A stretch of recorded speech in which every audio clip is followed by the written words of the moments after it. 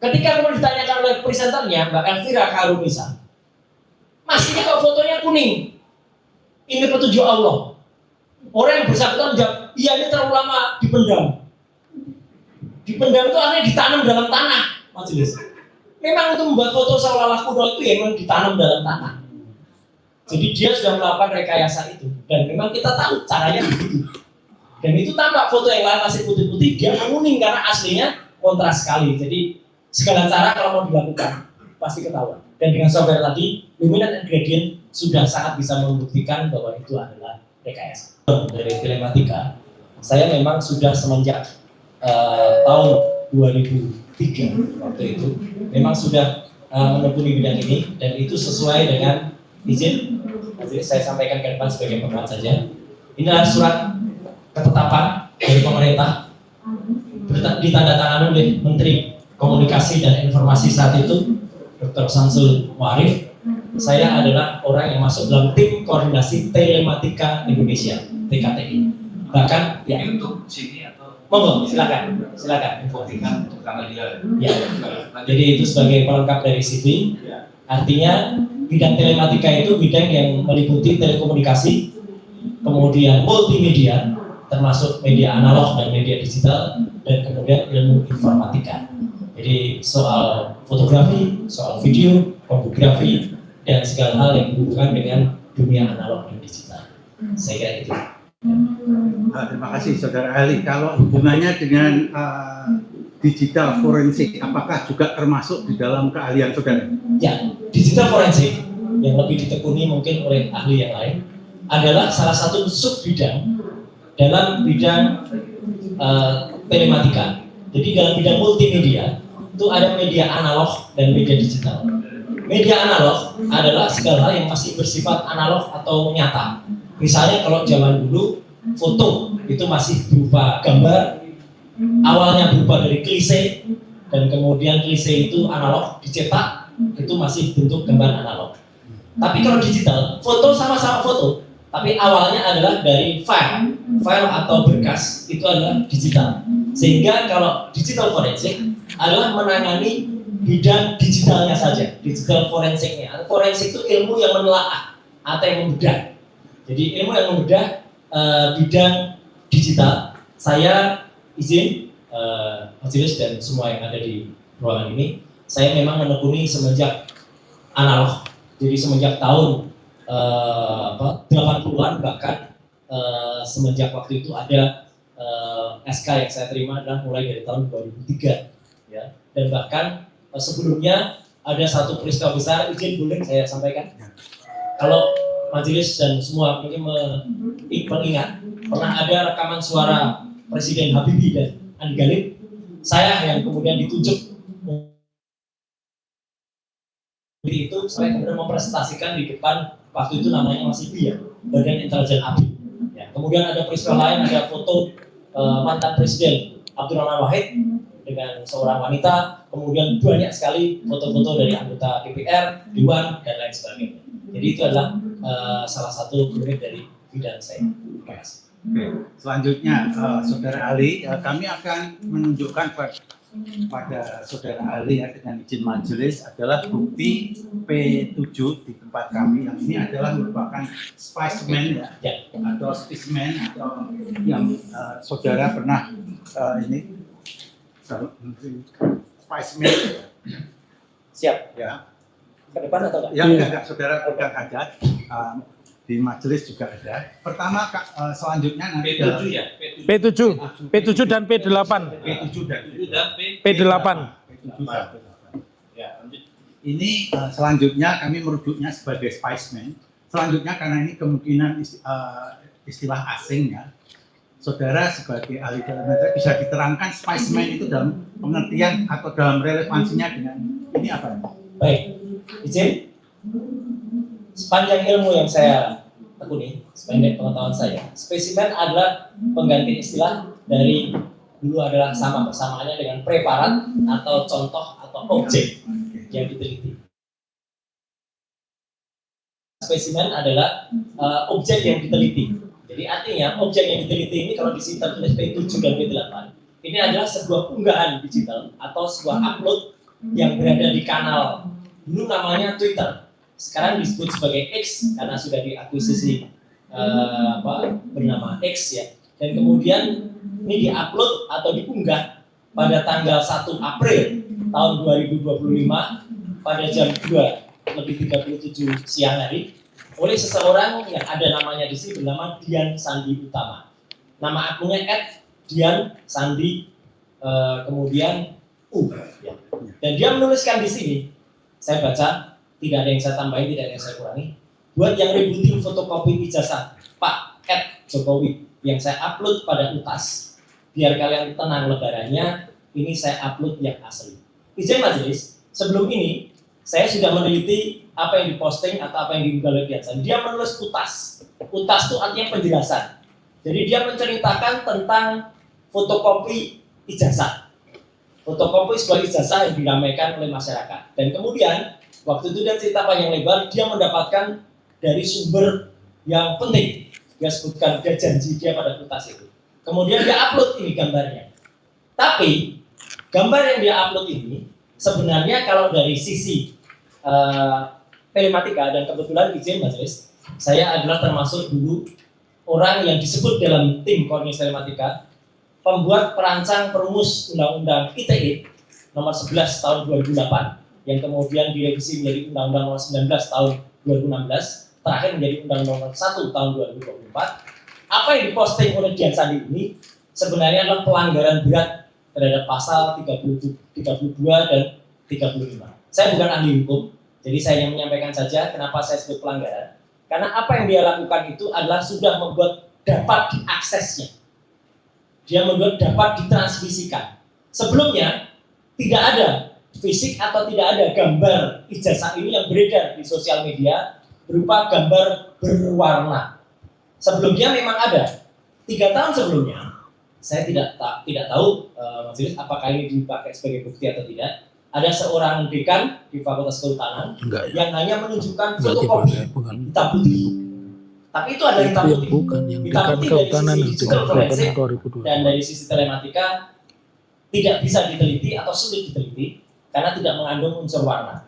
Apa yang diupload oleh Dian Sandi ini sangat-sangat krusial, sangat-sangat vital, karena dari sinilah kemudian nanti kalau diizinkan saya akan mempresentasikan juga apa yang sudah saya analisis meliputi ELA, error level analysis, histogram, kemudian luminance and gradients, dan juga analisis-analisis yang lain. Karena sekali lagi, titik awal dari penelitian digital forensik adalah pada saat postingan Dian Sandi Utama tanggal 1 April 2025. Dan P8 ini adalah penjelasan atau file lengkap dari apa yang posting oleh Dian Sandi Utama. Jadi ini adalah filenya. Kalau P7 itu adalah screen capture istilahnya atau screenshot dari akun X milik Dian Sandi Utama. Gitu. Oke. Pak Saudara Ali, tadi dalam penjelasan saudara menggunakan metode ELA gitu ya, untuk meneliti. Mungkin persidangan perlu mengetahui ELA itu bagaimana metode ELA itu, dan juga saudara apakah betul saudara termasuk peneliti dalam buku yang disebut Jokowi White Paper? Baik. Oke. Dijelaskan juga saudara juga menggunakan metode face comparison. Ya. Tolong secara sederhana saja singkat mengenai metode ini yang diterapkan untuk menguji kepalsuan atau keaslian suatu spesimen. Izin, boleh saya presentasi? Boleh. Ya. Izin yang mulia. Sudah ada ya? Sudah ada di sini, sudah ada. Ya. Silakan kalau boleh, saya tinggal memberikan supaya cepat saja. Ya. Karena tidak mungkin. Ini versi cetaknya itu. Yang kuliah. Jadi silakan file saya mungkin bisa di. Ya. Nah, ini judulnya analisis ijazah, itu hard copy-nya. Versi cetaknya ini majelis. Penegasan pasal 32 dan 35. Ini saya buat khusus untuk sesuai judul di bawah. Sidang Citizen Lawsuit Solo 18 Februari 2026. Itu nama saya di situ. Nomor handphone saya terbuka. Silakan diakses. Ya, itu adalah nama lengkap saya. Dr. RMT Roysolia, Magister Kesehatan. Lanjut, next. Izin, terus gak apa-apa. Nah, Jadi saya meneliti ini awalnya adalah sudah lama, semenjak tahun 2013, ketika pada hari Jumat tanggal 28 Juli di sebuah kampus Universitas Islam Indonesia di Jogja ada sebuah statement yang sangat menarik karena yang bersangkutan kali ini yang bernama Joko Widodo mengaku memiliki IP indeks prestasi kurang dari 2 dan ini termuat secara resmi di media massa mainstream yang saya sebut salah satunya adalah Tempo. Jadi dia mengaku IP di bawah 2 dan ini akan membuat pertanyaan besar bagi masyarakat. Jadi izin majelis, seorang peneliti itu akan tergerak curiosity-nya atau ketertarikannya ketika melihat ada yang janggal, melihat IP di bawah 2 dan lulusnya katanya kurang 5 tahun, maka sebenarnya ini hal yang tidak mungkin karena seorang mahasiswa IP di bawah 2 itu maksimal hanya mengambil SKS maksimal 18 atau bahkan 15 dan dengan fakultas kehutanan yang total jumlah SKS-nya 160 tidak akan cukup 5 tahun. Jadi ini pasti kalau orang yang pernah belajar akan berpikir ada sebuah yang tidak benar atau sebuah kebohongan di sini. Lanjut, next. Dan ini akan diteruskan oleh saya sedikit, ini saya bukan ahli ya, tapi saya menyampaikan saja ketika pasal 32 dan 35 yang ikut saya susun dalam Undang-Undang Informasi dan Transaksi Elektronik itu berbunyi 32, 35 adalah seperti tersebut di atas. Ini menunjukkan kalau orang yang mengunggah secara elektronik pertama kali membuat dapat diaksesnya itu adalah bisa dikenakan pasal 32 dan pasal 35 kalau dia mengatakan itu asli atau seolah-olah asli. Postingan yang ada pada P7 sangat-sangat masuk kriteria ini seharusnya. Lanjut, next. Nah, penampakan pertama ini yang tadi sudah saya sebut, majelis. Dr. Sigit Sunarta pada tanggal 24 Oktober tahun 2022 pernah menunjukkan sebuah fotokopi ijazah dan ini ada di website atau ada di YouTube-nya Kompas ya, karena dia diwawancarai oleh seorang wartawan Kompas dari Jogja, Januarius Fabiano atau siapa namanya ya, dan waktu itu dia menunjukkan sebuah fotokopi ijazah hitam putih dan terlipat. Kami sebagai peneliti tidak boleh meneliti sampel ini karena sampel ini hanya bersifat monokrom, artinya 2 warna, jadi tidak muncul unsur warnanya sehingga tidak muncul intensitas atau tone warnanya. Lanjut, next. Kemudian ketika postingan Dian Sandi, nah ini nanti yang saya terangkan ya, saya tidak terlalu panjang. Tweet dari Dian Sandi Utama kader PSI di X pada 1 April inilah yang sebenarnya harusnya masuk pada pasal 30. Karena ijazah yang seharusnya lurus, seharusnya pemilik ijazah marah. Karena ijazah dia bagus, lurus, dibuat miring. Saya tidak perlu meneruskan semiring apanya. Ya, gitu. Tapi artinya ketika ijazahnya miring, ya, ini seharusnya masuk dalam pasal 32 dan 35 Undang-Undang ITE. Lanjut.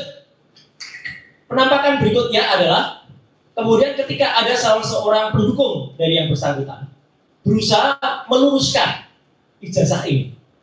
Padahal dia hanya menggunakan milik Dian Sandi. Jadi apa yang beredar selama ini adalah ijazah yang palsu. Karena yang diedarkan itulah makanya saya menyebutkan 99,9% palsu.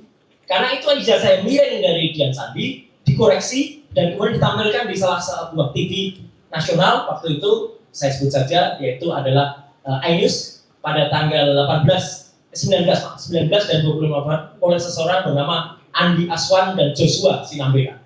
Mohon diingat kedua nama ini, karena kedua nama ini, terutama nama yang terakhir itu pun sama statusnya ketika dia disebut sebagai ahli juga.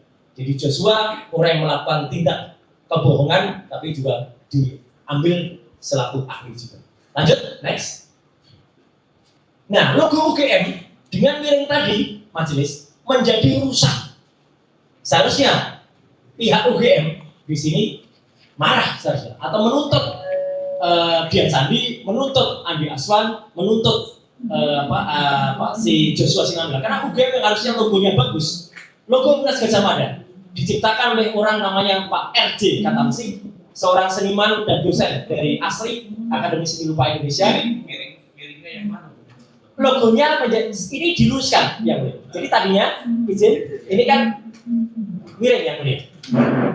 Ini kan miring. Oh, pinggirannya. Pinggiran miring itu ditarik, diluruskan, sehingga logo di tengahnya menjadi, maaf, kalau orang dioperasi bibirnya perot. Logonya jadi perot ya, majelis.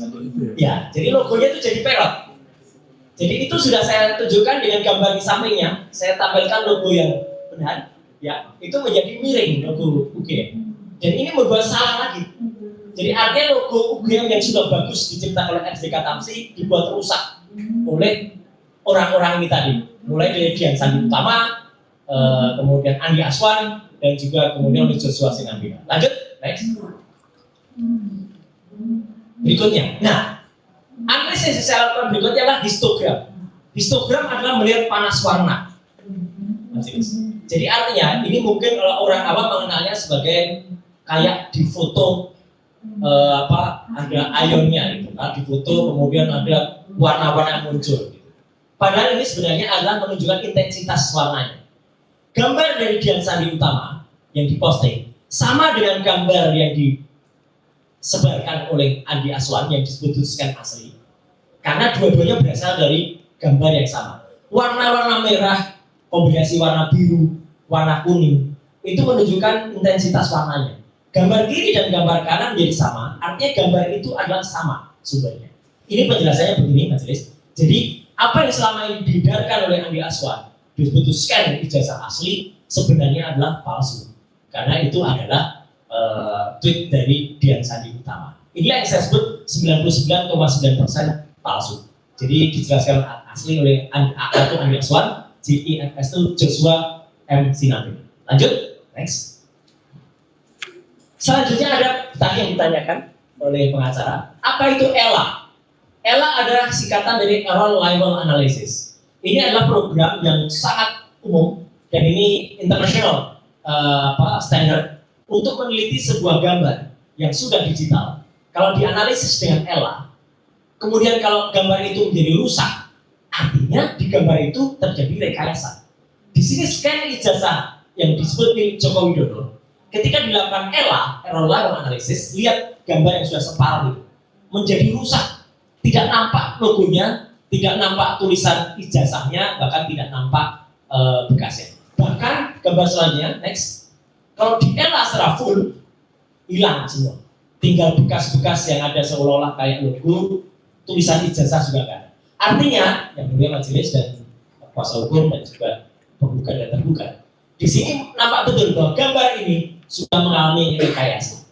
Gambar yang tidak diela, gambar yang tidak direkayasa masih akan muncul bekas-bekasnya. Nanti akan kelihatan, ya, contohnya. Jadi ini gambar kalau diela, error level analysis menjadi rusak seperti ini, berarti gambar itu adalah hasil rekayasa. Lanjut, next. Nah, inilah contoh. Izin majelis dan juga semua yang hadir di sidang acara sini. Dengan seizin adik almarhum Bapak Rujito yang saya dengar pernah dihadirkan, ini ijazah asli dari Universitas Gadjah Mada terbitan bulan Mei tahun 1985 yang jelas betul kalau di scan nampak ada lintasan stempel di pas foto. Jadi itu ada pas foto dari almarhum Bambang Rudinanto dicap. Jadi fotonya ditempel dulu baru dicap, bukan capnya ada baru ditempel foto. Ya. Itu lintasan stempelnya jelas. Ada watermark. Izin majelis itu di kertasnya tampak tulisan kecil-kecil sekali. Gadjah Mada University, Gadjah Mada University, itu jelas betul. Kemudian ada emboss. Izin pada tanda tangan rektor waktu itu Bapak Teuku Yakob, itu ada cap ceklok atau ada cap timbul yang ada, itu emboss. Logonya simetris ini mas.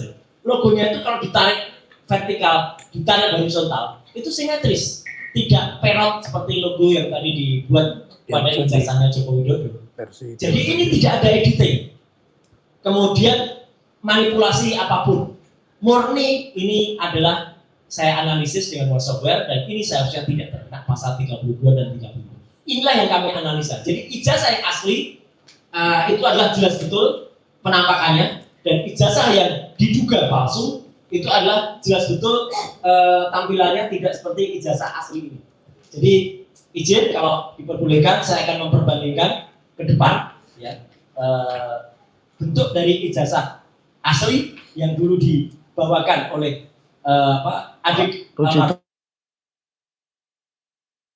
dan bentuk dari ijazah yang dikategorikan 99,9% palsu milik orang yang tertulis di situ namanya adalah Jokowi Widodo. Boleh kan, Pak? Ya, di depan. Ya.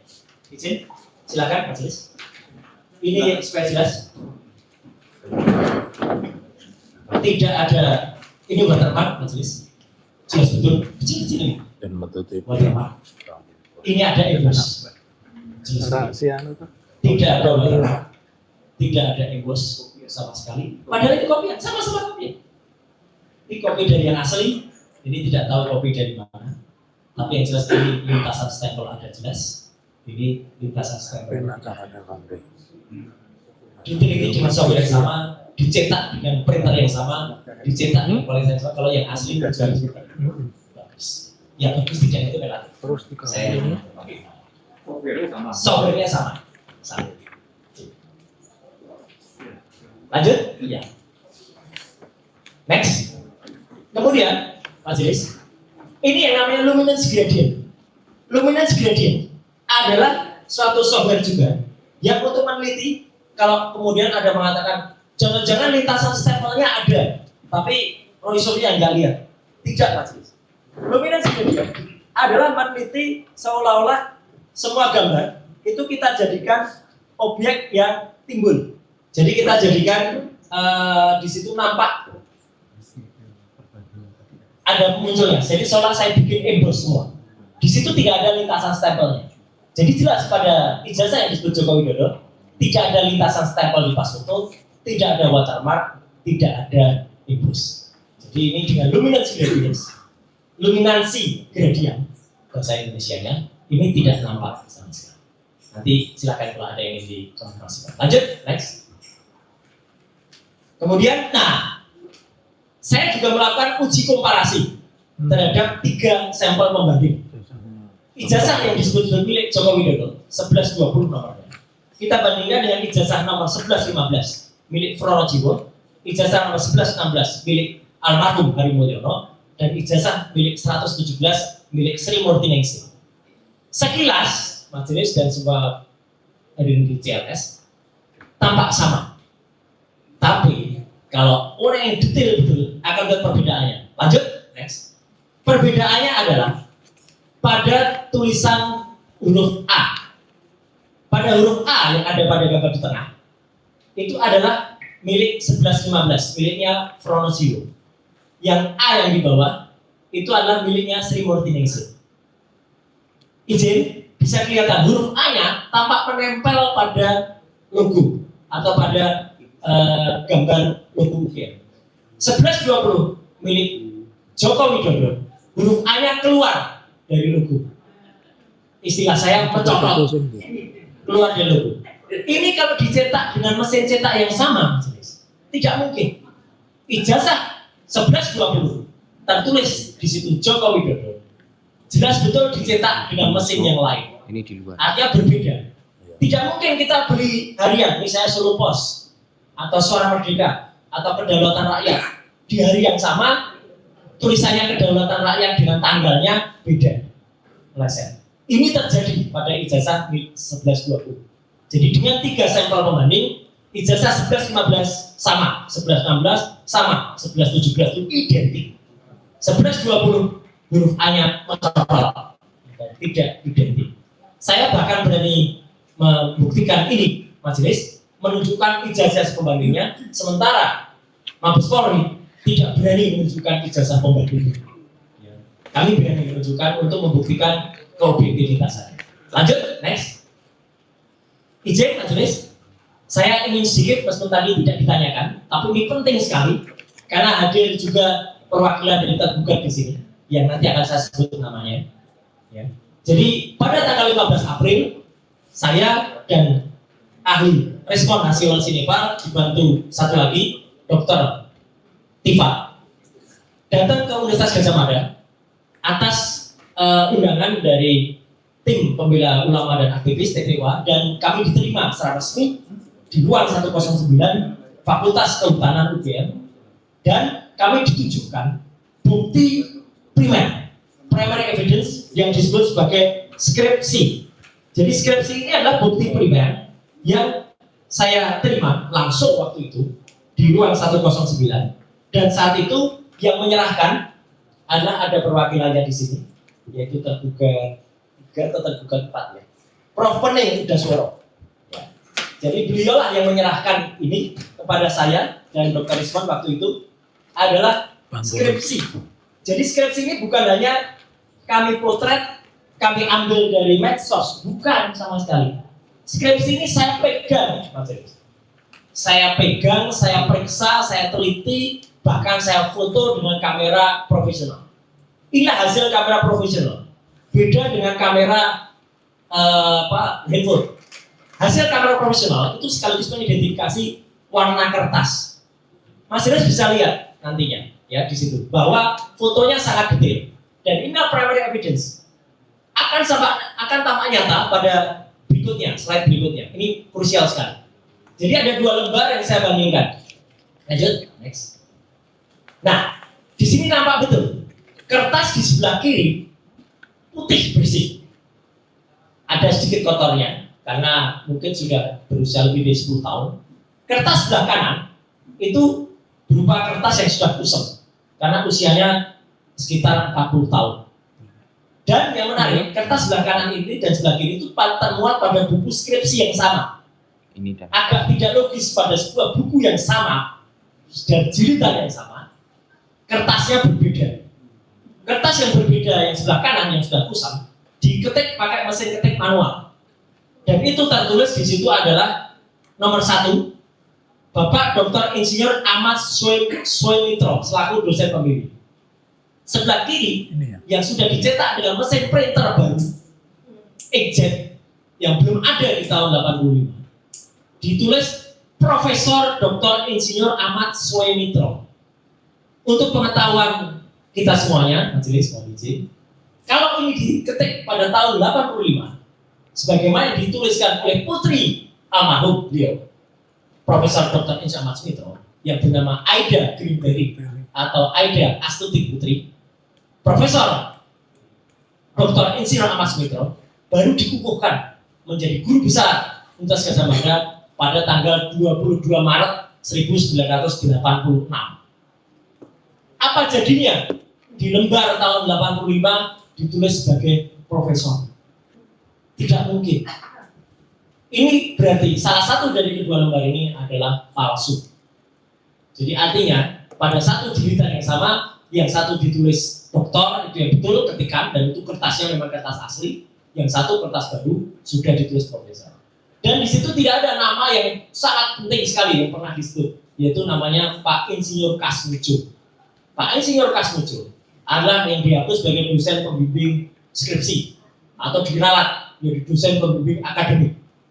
Mau dosen pembimbing skripsi, mau dosen bilangan, mau dosen biasa. Kalau seorang mahasiswa berbakti kepada dosennya dan dia tidak mengkhianati dosennya, pasti ditulis sebagai ucapan terima kasih Pak Kasmujo. Tidak ada nama Pak Kasmujo. Dan yang paling menarik, majelis, halaman berikutnya harusnya adalah halaman pengujian.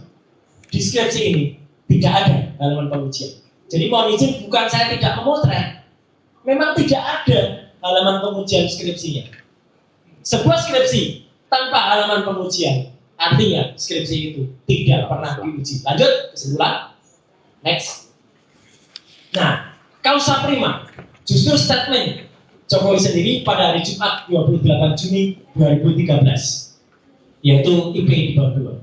Postingan dua Dian Sandi pada tanggal 1 April, itu statement kebohongan dari Andi Azwar dan Joshua Sinambela pada TV nasional pada 19 dan 25 November.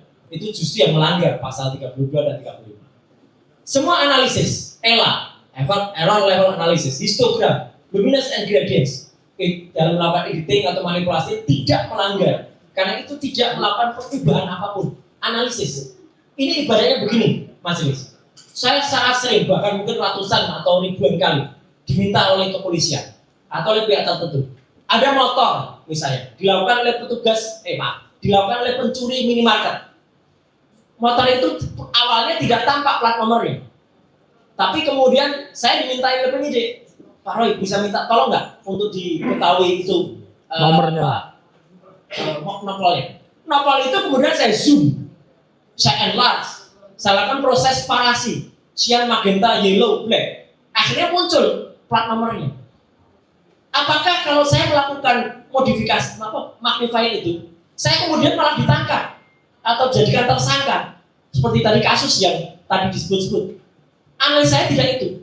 Bahkan salah satu lawyer di sini pernah juga membuktikan keahlian saya ketika waktu itu dalam kasus yang dialami oleh Marcella Zalianti. Waktu itu majelis nanti bisa dibuktikan. Pelaku sudah menghapus gambar itu pada handphonenya. Hilang. Tapi dengan teknologi saya tampilkan kembali gambar-gambar yang sudah dihapus dalam handphone. Dan itu bisa menjadi objek digital atau objek barang bukti. Lanjut. Nomor 4. Ijazah asli Fakultas Kehutanan memiliki watermark, emboss, dan lain sebagainya. Nomor 5. Uji kela, histogram, dan lainnya menunjukkan ijazah Jokowi logonya rusak, pas fotonya aneh, tidak ada watermark atau emboss. Nomor 6. Ijazah pembanding 115 miliknya Fronojiwo, 116 miliknya almarhum Bari Mulyono, 117 Sri Mortiningsih identik 3 ijazah. Tapi 1120 tidak identik. 7. Nama Dr. Insinyur Ahmad Sumitro sudah ditulis profesor di lembar pengesahan di bulan November. Padahal beliau dikukuhkan 22 Maret 1986. Sebuah hal yang sangat tidak masuk akal. Nomor 8. Tidak ada nama dosen pembimbing akademik Bapak Kasmujo. Kesimpulannya, nomor 9. Tidak ada lembar pengujian yang sangat penting dalam skripsi. Skripsi yang tidak diuji artinya tidak lulus, artinya ijazahnya juga tidak pernah ada alias palsu. Demikian majelis, sedikit presentasi saya supaya tidak terlalu lama. Saya sengaja tadi loncat-loncat. Mungkin bisa dilanjutkan. Oke, Saudara ahli, terima kasih atas penjelasan saudara yang telah mencerahkan kita semuanya. Sekarang perhatikan pada spesimen bukti P7 itu. Ya. Ya. Terus dan juga P8. Saudara perhatikan khusus pada foto. Baik. Oke, saudara seperti anak foto itu. Ya. Itu adakah menurut kalian itu foto ditempel atau itu hasil rekayasa digital atau yang saudara tadi belum dijelaskan tadi dalam presentasi saudara itu? Khusus soal foto ini dulu. Baik. Izin Mas Mis. Dalam presentasi dengan metode luminance and gradients, nampak betul bahwa foto ini adalah foto rekayasa. Tidak ada lintasan stempel. Artinya foto ini diletakkan, istilahnya apakah itu ditempel, apakah itu dicetak. Ya, yang jelas foto ini direkayasakan setelah ada cat. Jadi artinya ini bukan foto asli. Dan izin majelis, saya juga perlu menyampaikan, saya pernah ditunjukkan oleh Polda Metro Jaya sebuah bukti yang katanya itu asli, tapi sepanjang fotografi lebih dari 40 tahun yang lalu. Karena saya dulu semenjak SMP, mohon izin ya, saya semenjak sekolah menengah pertama, misalnya saya sudah tukang cetak foto, pakai kamar gelap, pakai enlarging, pakai developer, pakai fixer. Kita bisa melihat kualitas foto. Apakah itu foto asli yang dicetak dengan menggunakan teknologi di tahun ini, kan teknologi tahun 85, tapi kualitasnya kualitas tahun 2000-an, sangat detail, sangat kontras. Tidak pernah ada foto tahun 85 dengan kontrasan itu. Dan yang lebih lucu lagi, pernah suatu saat saya ditunjukkan sebuah bukti yang lain oleh orang yang sama yang tadi disebut Andi Aswan di sebuah acara televisi. Ini fakta, jadi saya sampaikan. Tiba-tiba fotonya menguning. Itu ada di CNN, siaran langsung di CNN. Ketika kemudian ditanyakan oleh presenternya, Mbak Elvira Karunisa, Mas, ini kok fotonya kuning? Ini petunjuk Allah. Orang yang bersangkutan menjawab, iya ini terlalu lama dipendam. Dipendam itu artinya ditanam dalam tanah, majelis. Memang untuk membuat foto seolah-olah kuno itu ya memang ditanam dalam tanah. Jadi dia sudah melakukan rekayasa itu. Dan memang kita tahu caranya begitu. Dan itu tampak foto yang lain masih putih-putih, dia menguning karena aslinya kontras sekali. Jadi segala cara kalau mau dilakukan pasti ketahuan. Dan dengan software tadi dominant ingredient sudah sangat bisa membuktikan bahwa itu adalah rekayasa. Terima kasih Saudara Ali. Saudara Ali, sekarang pada foto itu kan ada tepi ya? Ya. Ada berapa tepi? 4 kan? Ada Pak. Empat. Ada perbedaan nggak yang Saudara Ali bisa sampaikan ke Presiden ini antara tepi-tepi hasil cutter ya? Dulu Ya. kan zaman dulu tahun 85 kan ada cutter mesin cutting itu kan? Ya. Dengan kalau itu hasil penempelannya dengan di cropping hasil komputer atau hasil komputer software gitu ya, yang bisa mengcropping itu ada perbedaan penampilan nggak? Ya, kalau kemudian hasilnya dulu manual misalnya atau analog, Ya. biasanya justru tidak rapi sekali. Kalau ini dengan digital, memang sempurna.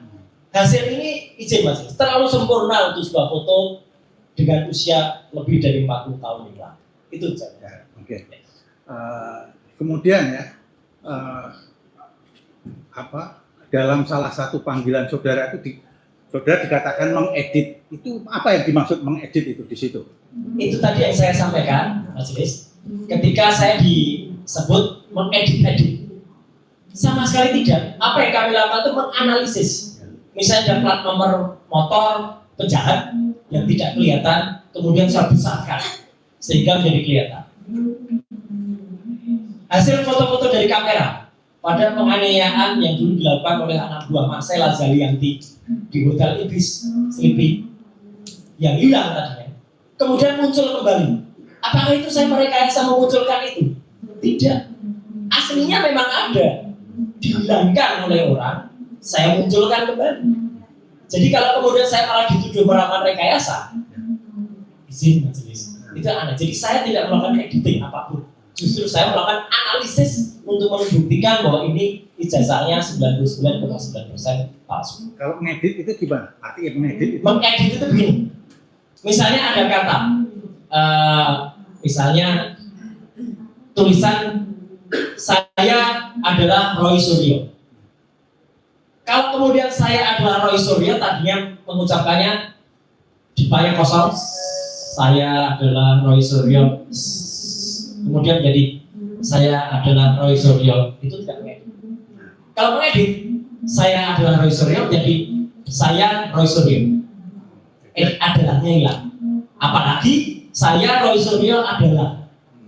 Nah itu kalau suara.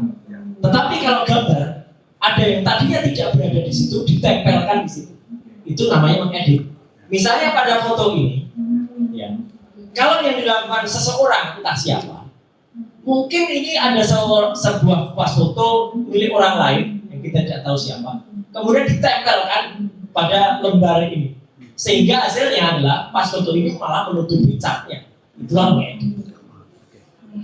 Nah, terima kasih Anjis. Oke, yang lainnya adalah begini ya. Kalau tadi kan saudara ahli menerangkan soal apa itu emboss dan sebagainya, ya. Ada watermark dan sebagainya. Itu kalau saudara ahli juga sering mendengar bahwa objek penelitian saudara itu hanyalah fotokopi. Yang ingin kami tanyakan adalah, apakah kalau sebuah dokumen asli itu difotokopi dan di situ aslinya ada embossnya, apakah juga terdeteksi pada hasil fotokopi itu?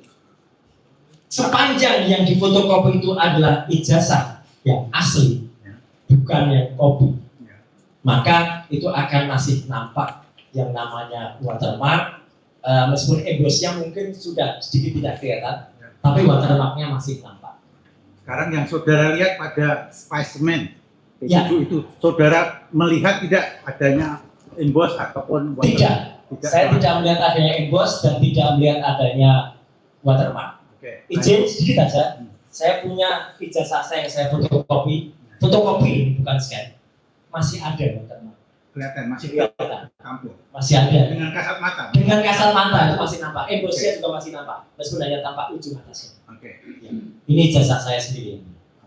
Dalam pada persidangan yang lalu Ya. sebelum ini ya.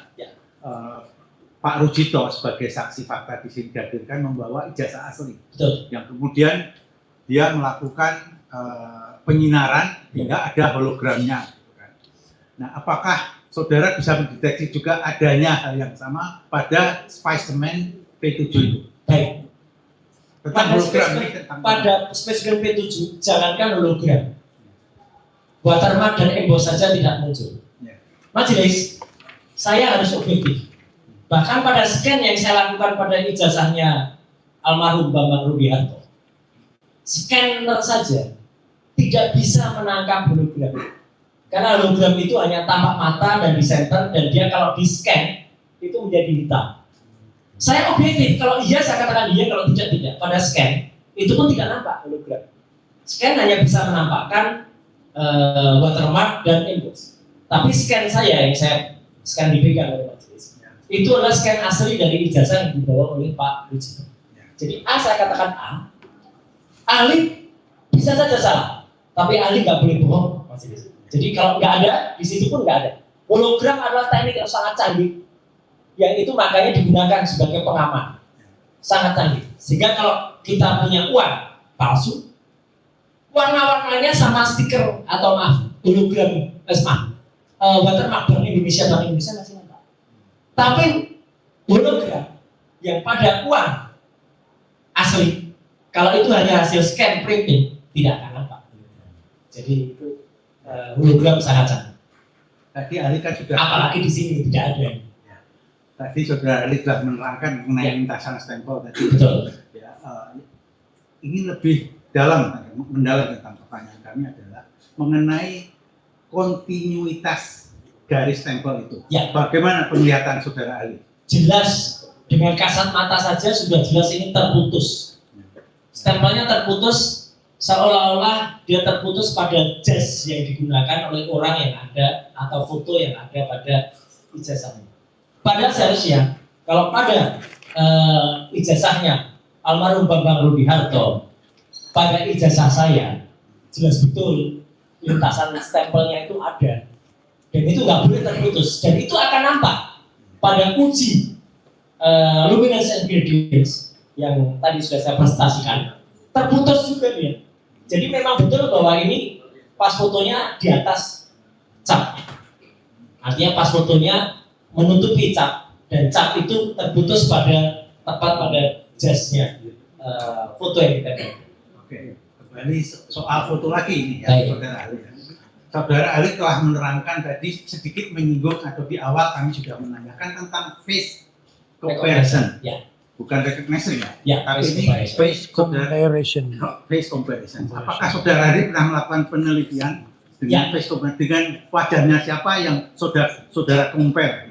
Baik, mohon izin majelis, memang tidak ada dalam presentasi karena waktu itu saya menguji apakah masa lalu saya sama dengan foto di ijazah saya sama dengan saya, dan itu ada software namanya Face Recognizer. Face Recognizer sesuai dengan namanya adalah untuk mengenal wajah. Secara gampang kita bisa membuktikannya di stasiun kereta api atau di bandara sekarang. Untuk memasuki peron, sekarang tidak perlu lagi menunjukkan macam-macam, kita cukup mengenali wajah dan dia akan menangkap wajah kita dan itu mengenali.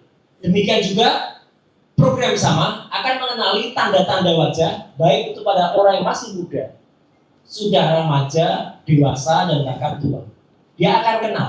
Dan pada uji yang pernah saya lakukan, dan itu ada dalam buku Jokowi's White Paper, foto yang ada pada ijazah yang disebut ijazah 1120 ini tidak sama atau match dengan foto seseorang yang kita kenal sebagai Presiden ke-7 Indonesia, Joko Widodo.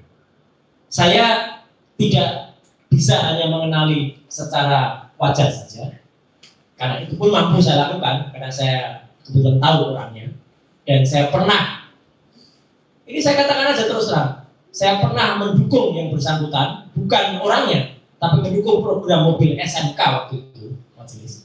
Saya adalah pengemudi mobil SMK dari Solo sampai ke Jakarta. Saya juga yang membuat SMK itu lulus uji emisi. Saya yang mencari VIN, Vehicle Identification Number dari mobil SMK itu.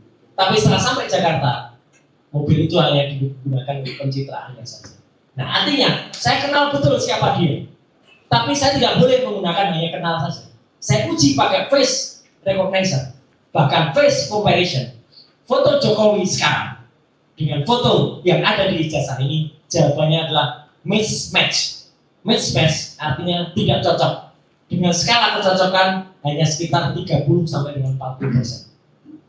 Saya- Tidak cocok. Saya rubah pertanyaan saya ganti pertanyaannya. Ya, Foto yang ada pada spesimen P7 itu, ya, fotonya Presiden RI ke-7 atau bukan? bukan. Terima kasih. Menurut software, saya pertanggungjawabkan ini bukan foto yang dikenal sebagai foto yang disebut sebagai Presiden RI ke-7. Menurut software, face recognizer dan face analyzer ini tidak sama. Dengan face comparison ini juga tidak cocok dengan sosok yang tadi disebut. Seberapa jauh menurut saudara Ali itu akurasi dari metode saudara ini? Sangat cocok, sangat akurat. Software ini saya gunakan sudah ratusan kali, lebih dari ratusan orang, termasuk presiden, mantan presiden Gus Dur waktu itu yang saya analisis pakai ini, puluhan anggota DPR, salah seorang bupati Di Pekalongan, Pekalongan. pernah saya periksa juga pakai ini, artis tidak terhitung majelis, bahkan ini meneliti video. Salah satu artis yang sangat terkenal sampai di dalam persidangan adalah Mahrul saja, Luna Maya dan Cutari dengan Arif. Itu saya yang menjadi ahlinya sampai ke persidangan. Oke, baik. Saya lanjutkan ya Ali ya. Oke, cukup tentang foto, cukup ya. Terus sekarang kembali soal spesimen. Nah, saudara Ali tadi di awal menunjukkan adanya spesimen yang ditunjukkan oleh Dekan Fakultas Ya. Kehutanan UGM, Betul. Dr. Sigit Sunarta ini. Sebutlah itu spesimen 1 lah ya. Ya. Terus kemudian ada spesimen Dian Sandi ya. Betul. Kita sebut spesimen 2 gitu kan. Kemudian ada spesimen 3 yang ditunjukkan saudara hadir kan pada waktu gelar perkara di Baris Krim ya. Oke, tanggal 22 Mei. 22 Mei itu ya. Spesimen 3 itu ya. Ya. Terus kemudian spesimen 4 adalah 22 Mei saya tidak hadir karena waktu itu hanya wartawan yang hadir. 9 Juni. Tapi saya melihat langsung rekaman dan merekam dari semua tayangan TV yang ada. Maaf Oke, nanti oke. supaya tidak salah. Jadi oke, saya merujuk itu spesimen 3 ya. Ya. Oke. Kemudian ada lagi spesimen 4 ya yang Ya. di Polda Metro Jaya yang Betul. tanggal 15 Desember itu Ya, saudara hadir. saya hadir di Oke. Polda Metro. Ijazah diperlihatkan di Polda ya pada Ya. waktu itu meskipun hanya mungkin 5 menit ya di Ya. situ ya. Nah, apakah semua dokumen ini bersumber dari dokumen yang sama? Nah, bagaimana penjelasan saudara? Mengapa Baris Krim itu menampilkan dua spesimen ijazah yang berbeda ya, yang dengan yang tanggal 22 Mei. Saudara jelaskan ada 4 spesimen, terus kemudian mungkin saya lanjutkan kalau ada spesimen 5-6 itu yang baru ini diterbitkan oleh KPU Jakarta itu ya, yang tahun 2014 ketika memasukkan dari presiden dan 2019 ketika dimasukkan kopi yang sama untuk sebagai syarat menjadi calon presiden gitu. Saudara bisa terangkan kenapa bisa ada 4 atau 5 sampai 6 spesimen ini gitu. Saudara hari terangkan. Izin majelis, saya mau izin dulu. Azan tetap terus. Adalah ijazah yang tidak terlipat dan bahkan ada kotorannya di bawah. Sedangkan ijazah yang ditunjukkan pada layar yang sama oleh Baris Krim terlipat hitam putih. Kalau saja misalnya ijazah yang ini kemudian dikatakan ini fotokopinya yang ini, kalau memang ada ini, kenapa fotokopinya yang tampilkan yang terlipat? Fotokopi yang terlipat secara digital berbeda dengan fotokopi ini. Belum lagi dengan yang sudah diperoleh oleh Dr. Bonatua Silalai, seorang peneliti kebijakan publik bersama dengan peneliti yang lain yang namanya Dr. Leoni Lydia dari grup Bon Jovi, ya, bongkar ijazah, menunjukkan ada spesimen lain lagi pada KPU tahun 2014, 2019, 2012. Izin majelis, kalau kita perhatikan ijazah ini saja, ini pun sudah tampak perbedaannya. Ijazah yang ada pada sama-sama keluaran dari KPU, pada ijazah di tangan kanan saya, artinya kiri dari kita semua, nampak proporsional lebar ijazah itu. ijazah bentuknya A3, kalau dikecilkan jadi A4, tingginya mengecil, lebarnya mengecil. Sedangkan sama-sama dari KPU saja yang sebelah kanan kita. Tingginya mengecil, lebarnya jauh lebih mengecil lagi, menjadi seolah-olah bujur sangka. Ini ijazah apa-apaan seperti ini. Karena ijazah nggak boleh, kalau formatnya sama, dikecilkan ya sama. Artinya, jawaban saya untuk pertanyaan penggugat, saya menengarai ada banyak sumber gambar yang kemudian digunakan untuk disebut ijazah. Oleh karena itu, saya berani mengatakan kalau mulai dari spesimen yang tadi disebutkan Sandi, ijazah di FKT atau Fakultas Kehutanan, kemudian yang di Mabes Polri dan Polda Metro saja beda. KPU tahun 2019 dan 2014 saja beda. Belum lagi KPU di Solo nanti tahun 2005. Kita tunggu. Karena itu sangat menentukan majelis. Karena KPU tahun 2005 tidak mungkin pendatangannya adalah Profesor Dr. Insinyur Muhammad Naim. Karena Prof. Naim belum jadi dekan pada tahun 2005. Ini sama lagi nanti dengan Prof. Ahmad Sumitro yang belum profesor tapi sudah menandatangani tahun 85. Profesornya tahun 86. Nah ini kalau di KPU di Solo nanti tiba-tiba 2005 penandatangannya Prof. Naim, nah itu lucu lagi. Jadi artinya kesimpulannya jelas, terdapat banyak spesimen atau terdapat banyak contoh ijazah yang berbeda-beda dari ukuran, dari warna, dari teknik pencetakan, dan dari berbagai detail teknis lain. Oke, lanjut majelis. Ya. Baik, saudara ahli, saya mengawali pertanyaan,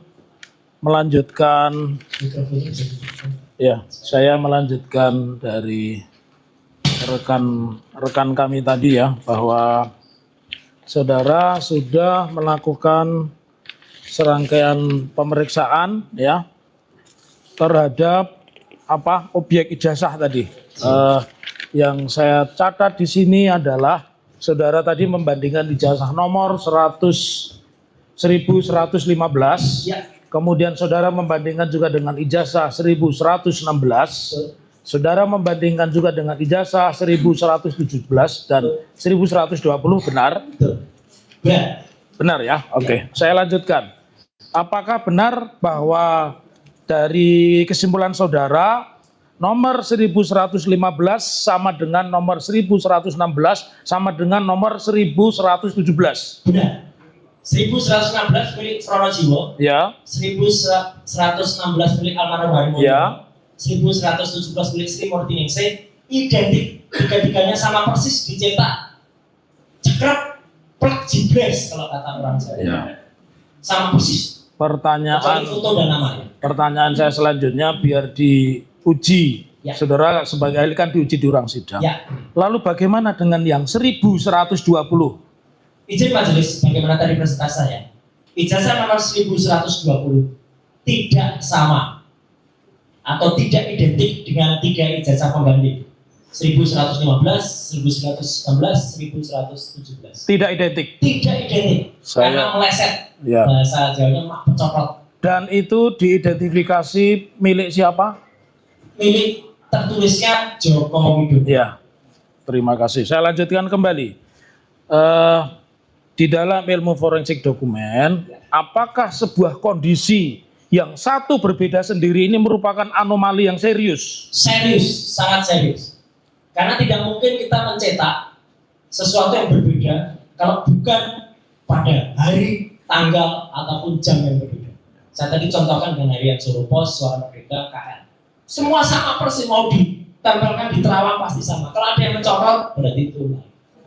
Tadi kepakaran saudara kan diuji, bahkan orang menanyakan saudara ini ahli apa, ternyata Anda kan konsisten sebagai telematika. Bahkan SMP pun sudah pernah memproses kamar gelap. Betul. Kaitan dengan pertanyaan tersebut, apakah secara ilmiah kondisi tersebut tadi dari pertanyaan kami tentang perbedaan tersebut menunjukkan kemungkinan dokumen itu berasal dari proses yang berbeda?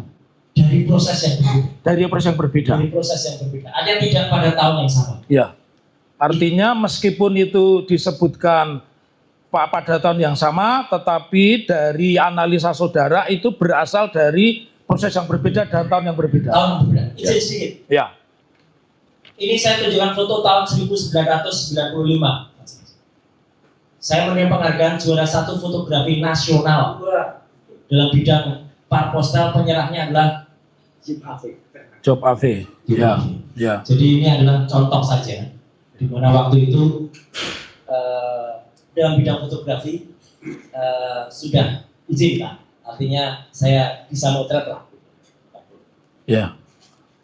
Cukup? Cukup. Saya lanjutkan kembali ya, bahwa jika saudara sebagai ahli dan tadi kalau tidak salah Ariel Noah Anda juga menguji, Luna Maya Waktu itu masih Peter Pan. masih Peter Pan ya. Ini Kemudian ini kalau saya jawab Noah. iya.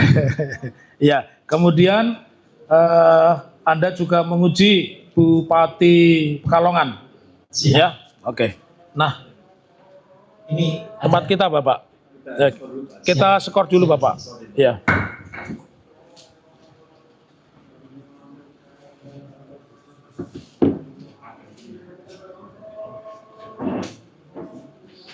format. Iya. Ini kau mati, adanya belum berlibat. Iya. Ya. Ya. Baik, ahli dihadirkan di sini dalam kaitannya dengan gugatan citizen lawsuit, ahli tahu ya, Siap. gugatan CLS, ya. Terus di dalam banyak pertanyaan yang disampaikan oleh rekan kami Wirawan Adnan, Anda pernah hadir. Apakah Anda juga hadir di dalam gelar perkara khusus tanggal 9 Juni 2025 di Badan Reserse Kriminal Mabes Polri? Hadir. Nah, pertanyaan saya, apakah saudara pada saat itu diperlihatkan ijazah asli atau hard copy Joko Widodo? Tidak. Tidak. Ya. Kemudian, apakah pada saat itu saudara juga diperlihatkan tentang berita acara penyitaan ijazah? Tidak. Tidak. Tidak. Pada saat itu, pada saat di Barreskrim, Ya. tidak ada satu dokumen pun yang diperlihatkan. Tidak Sama ada. halnya dengan kejadian tanggal 15 April di Ya. Universitas Gajah Mada. Ya. Tidak ada satupun yang dijanjikan dari 34 dokumen. Baru terakhir skripsi itu pun, izin majelis, saya juga sampaikan, Ya. tidak dihadirkan, bahkan GM waktu itu menyatakan diri, kami adalah juara 2 nasional keterbukaan informasi publik.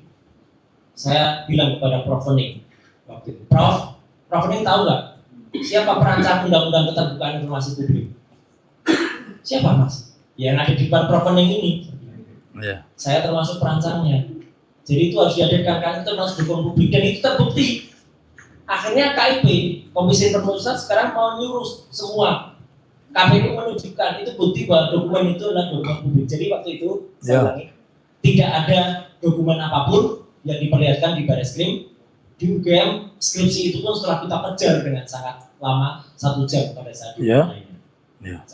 Baik, pertanyaan saya lanjutkan kembali. Tadi saudara mengatakan berdasarkan CV dan Ya.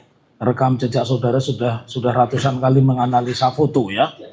Nah, kaitan ini masih kaitannya dengan pemeriksaan di Mabes Polri karena saya khusus untuk pertanyaan-pertanyaan ini adalah fokus terhadap gugatan CLS. Jadi inti dari gugatan ini kami tanyakan kepada saudara, apakah saudara selama proses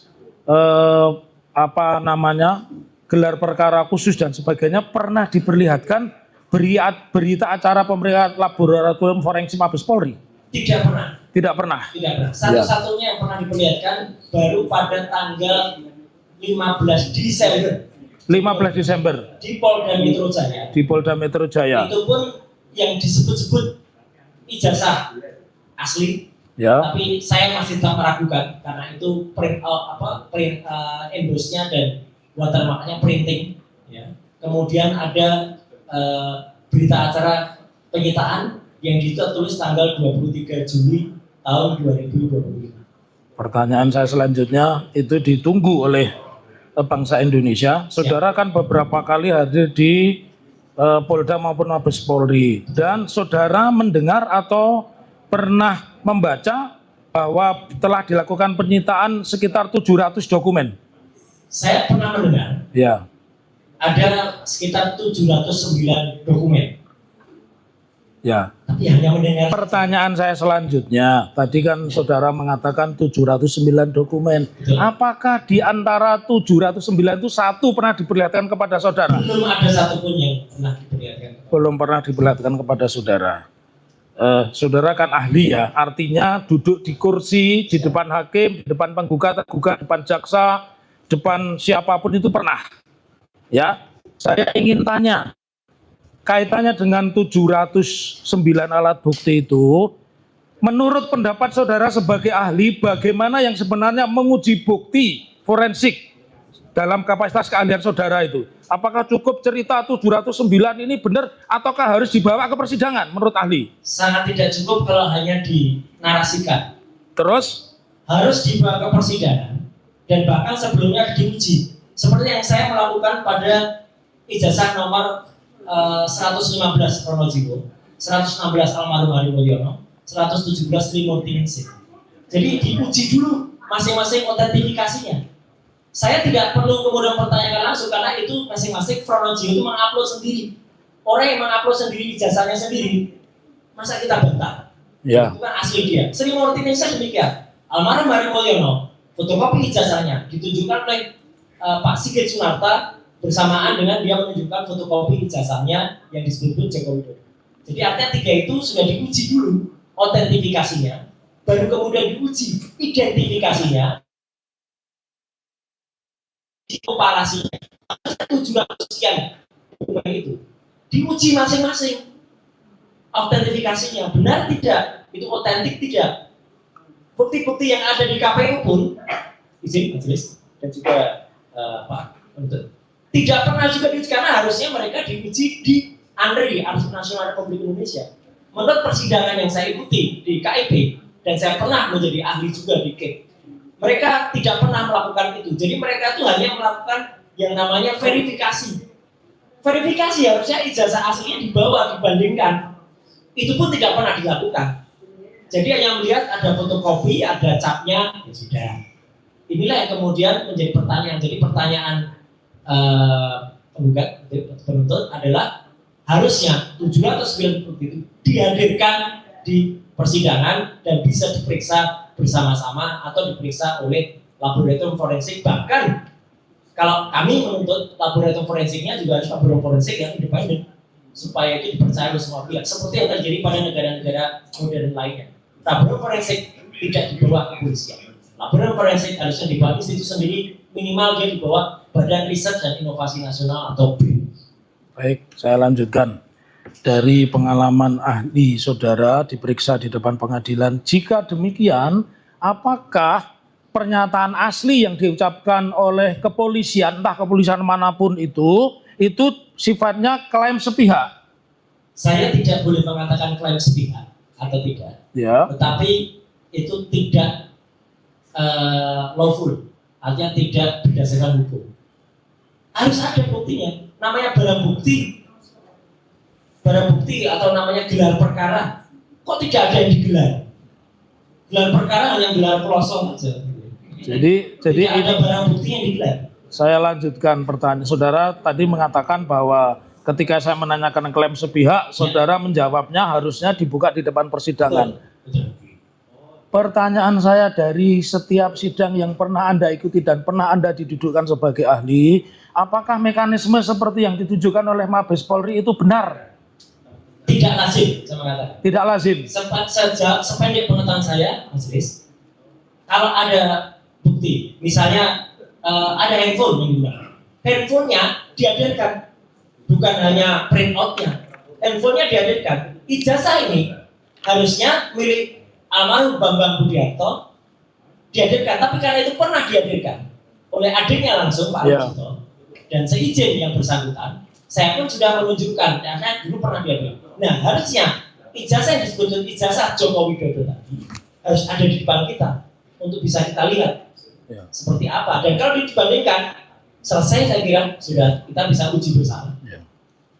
Baik, ahli, pertanyaan saya lanjutkan kembali ya. Jika demikian, apabila dokumen yang dipersoalkan publik itu tidak pernah diuji pengadilan, menurut ahli, apakah itu berpotensi menimbulkan konflik dan ketidakpastian? Secara, saya hanya bisa menjawab secara teknologi. Ya, secara kapasitas ilmu Anda saja. Artinya dokumen itu tidak bisa diverifikasi, tidak bisa diidentifikasi, bahkan tidak bisa diautentifikasi. Artinya itu tidak bisa dipastikan. Sebuah dokumen yang tidak bisa dipastikan pasti akan menimbulkan persepsi yang berbeda-beda, dan itu mohon di luar ranah pendapat. Ya, karena Anda seorang ahli, ketika Anda dihadapkan pada satu bukti yang seperti itu, Anda mengatakan apakah itu layak disebut bukti? Kalau buktinya tidak dihadirkan, dan saya selaku ahli yang dihadirkan, saya akan menolak untuk memeriksa. Mana ini buktinya? Kalau buktinya tidak ada, tidak boleh. Dan itu yang kemudian saya lakukan juga. Sebelum saya mendapatkan download gambar dari Dian Sandi Utama yang stempel berwarna, saya juga tidak berani meriksa fotokopi hitam putih, apalagi terlibat yang ditunjukkan, meskipun itu meledekkan. Ya. Tapi karena kualitas adalah bukan kualitas untuk diteliti, kita tidak pernah. Dian Sandi sudah mengatakan itu adalah asli. Dan pada pemberitaan selanjutnya dia pergi ke Solo, ke sini, dan minta izin kepada katanya yang punya ijazah itu, dan yang punya ijazah mengatakan ya itu memang ijazah saya. Ya.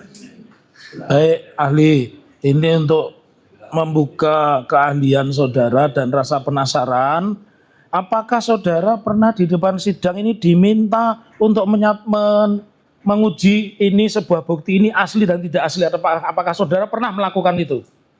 Kasus ini? Kasus yang lain? Oh, kasus yang lain selalu. Ya. Selalu ada buktinya, bahkan selalu ada digital evidence-nya. Karena Undang-Undang ITE pasal 5 ayat 1, bukti digital itu bukan hanya print out. Bukti digital itu adalah dari file asli digital yang ada, dan kemudian itu ada hash-nya. Hash itu adalah identifikasi dari file digital yang ada.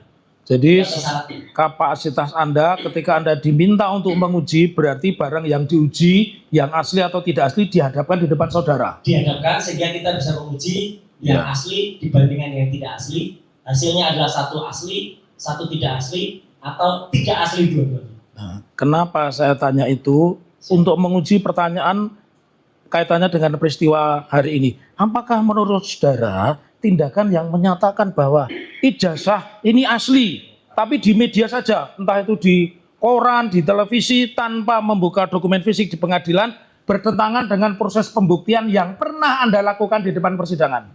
Sangat tidak lazim dan itu bertentangan. Baik, ya. Terus pertanyaan saya selanjutnya, ya. Apakah saudara tadi kan mengatakan bahwa yang namanya pemeriksaan ya di depan pengadilan, dan saya menguji membandingkan antara yang asli dan tidak asli, dan apa yang dilakukan oleh Mabes Polri Anda menyatakan tidak lazim. Pertanyaan saya selanjutnya, ya. Kalau ada sebuah peristiwa ijazah, ya, menurut ahli, saudara pernah meneliti ijazah belum? Kasus ijazah palsu begitu? Orang memiliki ijazah palsu saja jarang yang ada. Ya. Kemudian saya lebih banyak menguji memang betul. Ini adalah kasus ijazah yang saya teliti untuk pertama kali. Ya, baik. Kaitannya dengan membandingkan, Anda kan meneliti foto dan sebagainya. Apakah? Tapi metodenya maaf, ya. Sebelum nanti jadi salah arti kan. Tapi metode yang digunakan sama, karena sama-sama barang digital, sama-sama gambar, sama-sama picture. Software-nya juga sama. Nah, pertanyaan saya mau mengarah ke situ. Ya. Kalau tadi saudara mengatakan bahwa foto A, foto B diujinya depan sidang, apakah untuk menguji ijazah itu juga ijazah yang asli dan ijazah yang palsu dan sebagainya, ijazah seri 1, 2, 3, 4, 6 juga harus dihadirkan di depan sidang? Itu pertanyaan saya. Harus dihadirkan. Harus dihadirkan di depan sidang. Ya. Jika demikian, selama saudara mengikuti, saudara kan diundang di televisi itu sudah puluhan mungkin ratusan kali, dan saudara dihadirkan di Mabes Polri entah dalam kapasitas diperiksa atau tidak, ya, dengan keahlian saudara, apakah pernah saudara mendapatkan informasi tentang ijazah asli Pak Presiden ke-7? Tidak, satu-satu yang kami pernah diperlihatkan dan disebut-sebut, kami quote and quote Ya. mau ditunjukkan, dipaksakan kalau itu ijazahnya hanya pada tanggal 15 Desember 2025 yang lalu pada gelar perkara khusus di Polda Metro Jaya. Ya. Selain itu tidak pernah ada sosok ijazah yang ditampilkan. Jadi karena saudara ahli, saudara boleh berpendapat. Ya. Menurut pendapat saudara, apakah keabsahan ijazah Presiden ke-7 Joko Widodo itu harus diuji langsung di depan pengadilan, bukan hanya narasi? Pendapat Anda? Harus diuji di depan pengadilan dengan ahli yang independen. Ya, jadi makanya dalam kasus yang lain silahkan hadirkan ahli yang independen, tapi ahli yang benar-benar tidak di bawah pengaruh dari institusi manapun yang terlibat langsung atau pihak yang ada di dalam kasus. Pertanyaan saya yang terakhir dari kami, saya tidak tahu dari rekan kami, apakah selama ini di forum apapun ya, sengketa tentang satu kelompok yang mengatakan ijazah itu asli, satu kelompok yang mengatakan itu ijazah asli, pernah diuji di persidangan dan diselesaikan oleh negara? Sepanjang saya tahu memang kasus-kasus itu pernah melibatkan sahabat saya yang sudah almarhum, Ya. Omar waktu itu diselesaikan dan memang terbukti kalau di sidang demikian juga yang barusan terjadi pada gubernur atau bupati ya Bangka Belitung gitu, Wakil gubernur, ya. itu juga diuji di sidang dan artinya memang terbukti ijazahnya yang dihadirkan itu palsu ya harus dihadirkan. Yang terakhir kaitannya dengan Ya. perkara ini, tolong didengarkan baik-baik pertanyaan saya. Apakah selama ini sengketa ijazah Presiden ke-7 Pak Joko Widodo pernah dibuktikan di depan persidangan? Itu saja Saya pertanyaan. belum pernah mendengar. Terima kasih. Cukup? Cukup yang mulia. Bagi diri kesempatan pada tugas satu. Terima kasih yang mulia Bapak Roy Suryo ya. Siap. Ahli. Saya ingin menguasai teknik. menanyakan bahwa pendapat yang saudara kemukakan ini berdasarkan hasil analisis atau dengan kata lain merupakan hasil penelitian yang telah saudara lakukan berkaitan dengan ijazah Bapak Joko Widodo. Nah, kalau saya memperhatikan atas kesimpulan saudara memberikan kesimpulan bahwa skripsi tidak diuji sama dengan tidak lulus. Dengan demikian, ijazah 99,9% adalah palsu. Nah, pertanyaan saya, sebelum saudara memberikan konklusi atau simpulan bahwa Pak Jokowi tidak diuji terkait dengan skripsi sebagaimana yang pernah ditampilkan ketika saudara berkunjung di Fakultas Kehutanan. Apakah saudara pernah untuk melakukan wawancara terhadap dekan Fakultas Kehutanan terkait dengan adanya skripsi yang telah dibuat oleh Pak Jokowi yang menurut apa saudara lihat terdapat adanya ruang kosong yang tanpa tanda tangan itu? Apakah hal itu pernah saudara melakukan wawancara terhadap dekan Fakultas Kehutanan atau siapa yang punya otoritas untuk memberikan jawaban atas persoalan tersebut? Silakan saudara. Ini fakta. Terima kasih sebelumnya tergugat. Izin majelis, saya baru pertama kali ini mengalami, karena saya sudah ratusan kali mengalami sebagai ahli, dan hanya beberapa di antaranya pihak yang tergugat atau pihak yang penuntut umum. Kalau sependek pengetahuan saya, kalau yang bersangkutan menyatakan keberatan atas kehadiran saya, dan kemudian memberikan contoh kepada majelis, oke, ini kami keberatan, tolong dicatat. Apa maksud pertanyaan ini? Bapak kan keberatan dengan kehadiran saya. Kalau Bapak masih menanyakan kepada saya, apa gunanya jawaban saya? Bapak kan keberatan. Saya jelek-jelek begini sudah sering hadir di persidangan, Bapak. Jadi kalau keberatan, ya saya juga otomatis keberatan untuk menjawab. Terima kasih. Baik yang mulia, karena ahli tidak Menjawab. bersedia untuk menjawab atas pertanyaan yang kami sampaikan, maka kami pun tidak akan menyampaikan pertanyaan atau minta pendapat, melainkan kami tetap menolak atas kehadiran ahli dan menyatakan menolak atas segala keterangan yang disampaikan di persidangan. Terima kasih yang mulia. Disampaikan kesimpulan. Baik. Selanjutnya terduga 2, 3 dan turut terduga ada pertanyaan. Lanjutkan. Tadi nggak keberatan ya? Saya tidak menyampaikan. Siap. Saya jawab. Terima kasih. Oke, saya mau bertanya terkait dengan saudara ahli kan tadi menyatakan bahwa Izin majelis, saya tetap menghadap majelis ya, saya tidak kemudian. tidak maksudnya.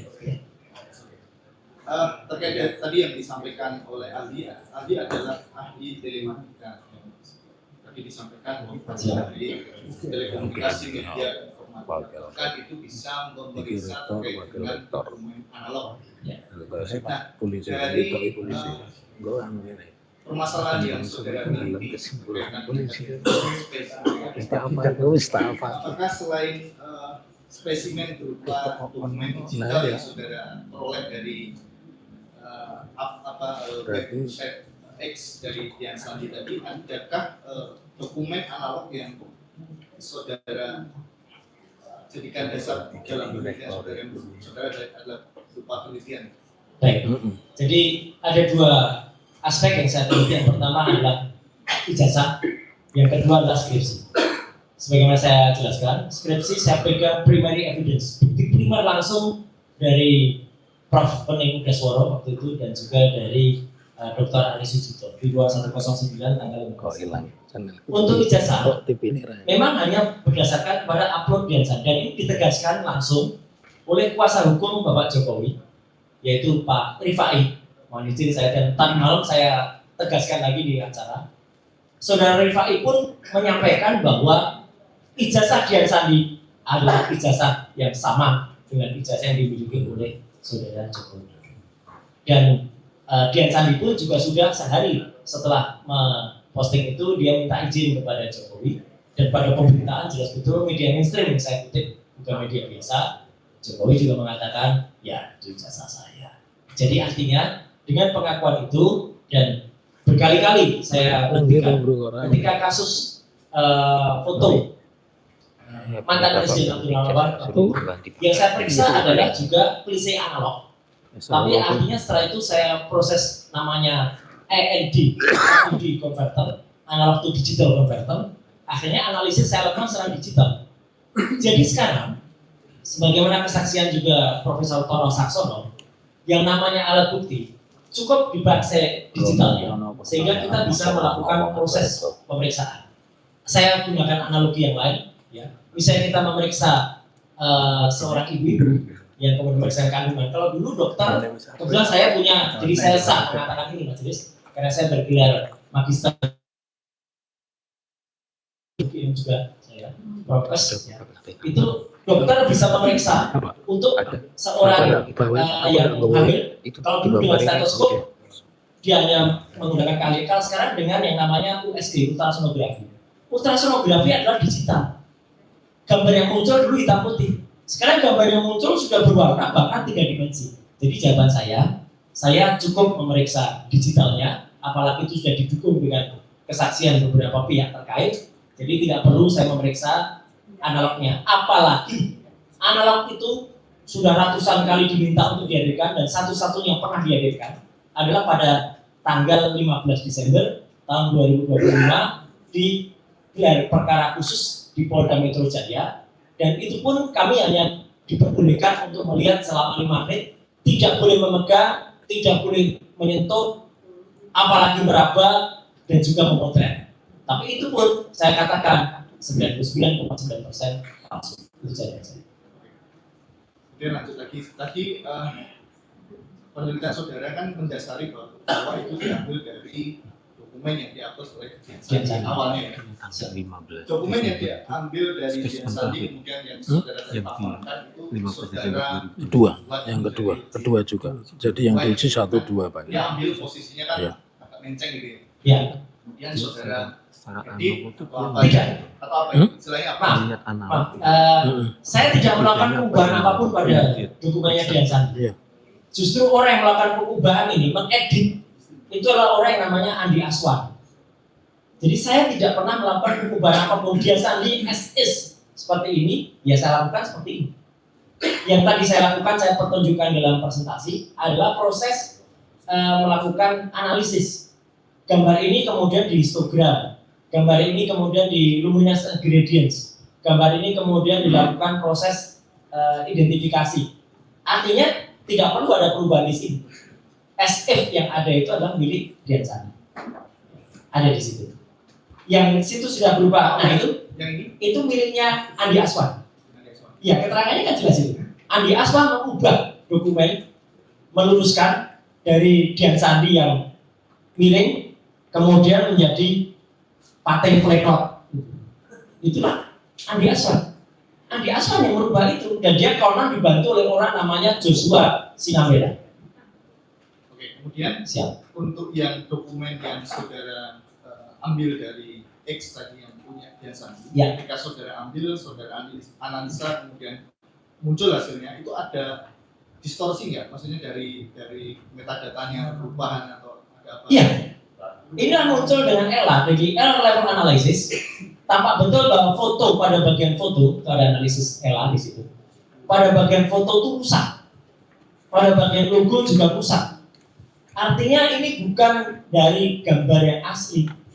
Kalau dari gambar yang asli, pada bagian foto masih akan tampak tepinya, masih akan tampak bentuknya, masih akan tampak logonya. Ini sama sekali nggak tampak. Oke, tadi kan saudara menjelaskan bahwa ada bahasa tadi menyebut scan, Ya. menyebut itu foto. Betul. Nah, kalau yang diunggah oleh Dian Sandi itu adalah foto atau scan? Foto. Dian Sandi memotret dengan miring, dengan tidak proper, sebuah kertas. Saya juga tidak bisa memastikan ini ijazah asli atau hanya print out. Tapi kata-kata dia mengatakan asli itu yang saya pegang. Oke, saya fokus Jadi dia memotret. saya fokus ke Oke. masalah scan dan foto. Ya. Ketika tadi yang saudara permasalahkan terkait watermark, terkait dengan emboss. Ya.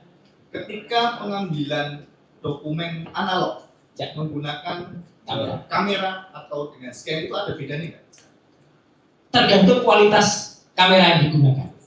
Makanya kalau kemudian diambil dengan scan, ketika saya men-scan ijazah asli milik almarhum Bambang Rudi Harto, jelas betul ada emboss dan ada watermark. Saya memotret, tapi pakai kamera profesional. Kamera yang dipakai itu atau identifikasi, yang ada GPS yang hasilnya juga berupa JPEG atau Joint Photographic Expert Group, tapi berupa RAW atau raw material.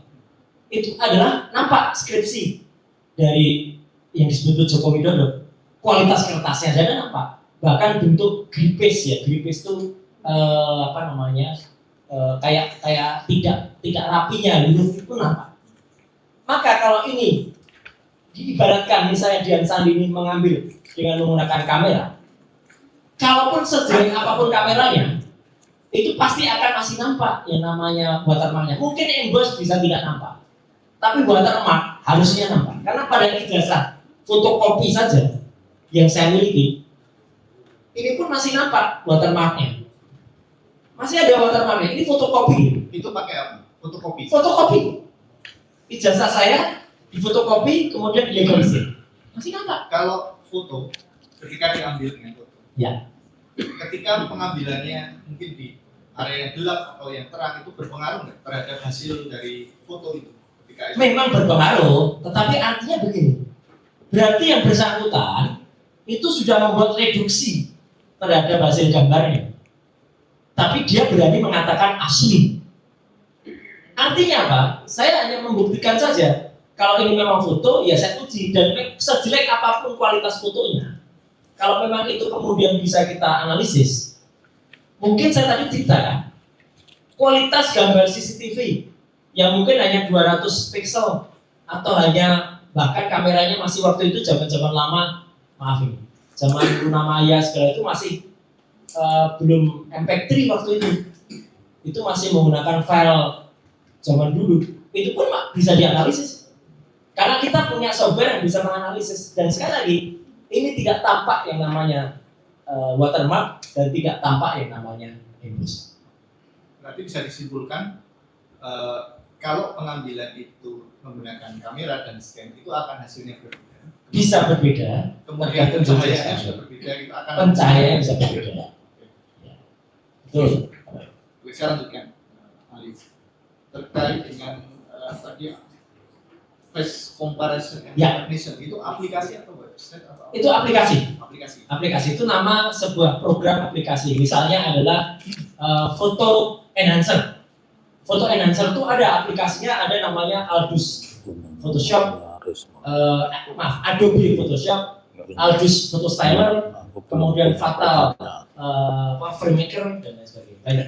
Tingkat akurasinya berapa? Tingkat akurasinya sangat tinggi karena itu software yang register dan juga yang saya pakai adalah tentu yang sudah certified dan tidak hanya kita ambil dari website ya. Kalau di website sebenarnya bisa saja, tapi kita bisa pakai yang ratingnya paling tinggi. Dan tingkat akurasi ini terbukti dari sudah ratusan kali itu kami gunakan dalam pemeriksaan foto-foto selama ini. Selama ini mungkin Ya. saya lanjutkan terkait dengan penggunaan aplikasi face recognition tadi. Ya. Yang pernah saudara gunakan itu wajah seseorang itu ada rentang waktunya nggak? Misal saya nih, sekarang saya 30 misalnya. Ya. Saya membandingkan dengan usia saya waktu usia 5 tahun. Apakah itu akan bisa terdistract atau apa atau akan sama match gitu? Terima kasih. Ini pertanyaan yang menarik. Justru itulah guna dari face recognizer atau juga kemudian face comparison. Dia bisa menguji, bahkan mengkreasikan. Izin, Mas Ilis. Saya juga ingin menyampaikan apa yang barusan dilakukan oleh National Geographic. Ketika kemudian melakukan scanning terhadap Tutankhamun. Tutankhamun adalah sebuah mumi yang selama lebih dari puluhan tahun, bahkan mungkin ratusan tahun, itu hanya disimpan dan menunggu teknologi yang ada pada The Great Museum yang ada di Mesir. Dan ternyata setelah teknologi yang ada, kita sekarang bisa melihat wajah dari Tutankhamun itu kayak apa, wajah dari Ratu Osiris itu kayak apa, wajah dari misalnya adalah dewa yang waktu itu kayak apa. Padahal itu sebenarnya adalah teknologi yang dimunculkan. Dulu orang nggak bisa mungkin, dan makanya ketika dengan menggunakan face recognition, kita bisa tahu apakah pas foto kita zaman dulu, zaman kecil, itu identik tidak dengan pas foto saya sekarang. Dan hasilnya ketika saya uji pada ijazah saya, identik. Meskipun ini foto saya tahun 91, artinya sudah lebih dari 40 tahun yang lalu, ya, masih sama dengan sekarang foto ini. Maaf, 91 itu berarti lebih dari 30 tahun yang lalu. Masih sama dan identik. Bahkan identiknya itu di atas 90%. Kalau tidak salah waktu itu hasilnya 93% yang saya gunakan. Artinya foto yang disebut foto yang ada di sini, izin, ini tidak identik dengan foto presiden ke-7 kita. Itulah saya percaya. Ya, kan di foto itu di spesimen itu kan ada Ya. pakai kacamata. Betul. Ketika pembandingnya tidak menggunakan kacamata, itu ada potensi untuk tidak match. Software itu sudah bisa melakukan berbagai analisis, menghilangkan berbagai parameter. Jadi dia bahkan bisa menunjukkan seolah-olah foto ini kalau dihilangkan kacamatanya seperti apa, foto ini dihilangkan kumisnya seperti apa, foto ini kemudian kalau dibuat di dagunya seperti apa. Tapi yang jelas ada foto-foto pembanding yang konon orang yang sama dengan orang berkacamata ini, yang memiliki gigi yang sangat teratur, giginya rapi ketika muda, tapi ketika tua giginya tidak rapi. Itu aneh sekali. Kalau orang giginya tidak rapi pada saat muda, kemudian tuanya dirapikan, itu wajar. Orang tidak pakai kacamata pada saat muda, menggunakan kacamata pada saat tua, wajar. Orang hidungnya mancung pada saat tua, tapi maaf, tidak mancung pada saat muda, wajar dioperasi. Tapi tidak ada orang mancung. Orang ini mancung pada mudanya. Kok bisa di usia tua tiba-tiba hidungnya tidak mancung? Itu kan aneh. Dulunya giginya rapi, hidungnya mancung, berkacamata, tiba-tiba berubah menjadi tidak berkacamata, hidungnya tidak mancung, dan giginya berantakan. Itu aneh. Dan software itu bisa kemudian melakukan analisis, dan dia kemudian mengukur, karena ini menggunakan matrix ya, maaf ya agak teknis, menggunakan matrix dibagi menjadi 256 objek bagian, masing-masing objek itu dikomparasikan. Misalnya jarak mata dengan hidung, jarak hidung dengan tulang hidung, jarak hidung dengan lubang hidung kiri, jarak lubang kiri dengan lubang kanan. Kemudian diproporsionalkan, ditarik menjadi besar. Apakah hidung lubang kiri dengan hidung lubang kanan pada saat muda sama atau tidak? Ketika tua, meskipun dia membesar, tetap proporsional itu sama. Tidak akan kemudian menjadi lebih pendek atau membesar, kecuali ada rekam jejaknya, ada rekam medisnya yang mengatakan dia pernah mengalami kecelakaan atau trauma fatal. Dan sepanjang yang kita tahu, orang yang sekarang masih disebut sebagai presiden itu di Indonesia tidak pernah mengalami kecelakaan frontal atau fatal di kepala yang membuatnya harus dioperasi. Sini kalau Pak Roy kan belum puasa, kalau mau makan siang nanti diantar cucu, terus sorenya nanti ke bandara. Ya, Udah ada. siap. Berarti ahli tahu di tahun 1985 itu belum ada komputer. Betul. Kemudian untuk mencetak suatu dokumen itu menggunakan apa? Baik. Tahu ahli? Ya. Mencetak dokumen atau mencetak foto? Dokumen. Dokumen. Seperti jasa atau itu setengah siji. Ya. Mencetak mata kuliah yang saya ikuti dulu ketika saya kuliah di jurusan komunikasi, mata kuliahnya namanya grafika dan publisitas. Dulu ada alat cetak namanya cetak tinggi. Cetak tinggi adalah dengan menyusun huruf-huruf itu pada sebuah mesin cetak dan kemudian dia diputar, gitu. Kemudian setelah dilihat yang tadinya terbalik, kadang-kadang kita susun lagi. Kemudian teknologi berlanjut menjadi itu cetak tinggi ditemukan oleh John von Gutenberg. Nah, yang itu tadi yang di tahun 1985 85. itu menggunakan itu. Saya sampaikan dulu terus ya. Ada beberapa percetakan modern. Kebetulan saya hidup di Jogja dan pernah kerja di percetakan. Saya pernah kerja di Asko Offset. Sahabat saya pernah memiliki Liberty. Ya. Kemudian saya sudah tahu percetakan yang dekat dengan UGM itu namanya Perdana. Ya. Bukan percetakan yang dulu disebut Sanur, bukan kemudian Prima. UGM sendiri salah ketika menyebut pertama kali itu di Prima dan di Perdana. Prima dan Sanur. Prima baru ada tahun 86. Ya, setelah itu dipercetakan Perdana. Percetakan Perdana memiliki mesin cetak tinggi tadi. Dan dia mungkin mengerjakan settingnya.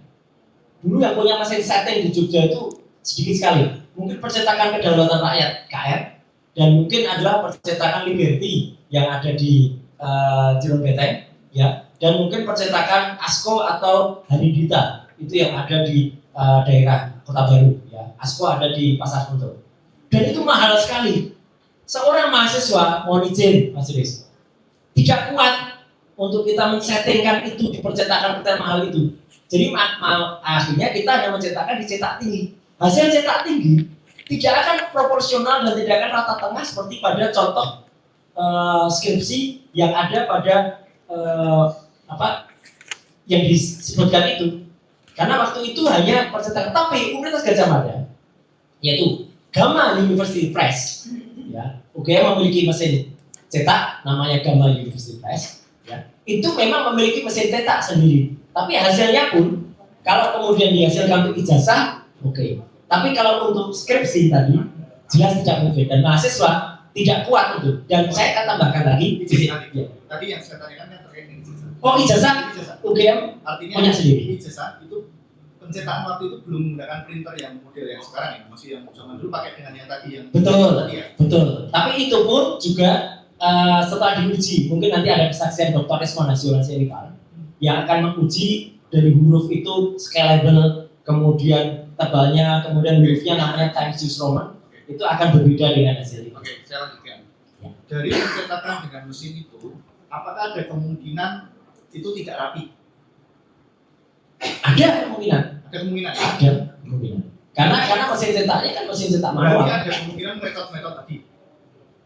Semeletot-meletotnya, kalau kemudian itu dicetak pada hari yang sama, jadi satu ijazah itu kan mungkin untuk fakultas kehutanan misalnya, paling dicetak 100 lembar. Karena pada satu wisuda, biasanya hanya sekitar 60 sampai dengan 80 wisudawan.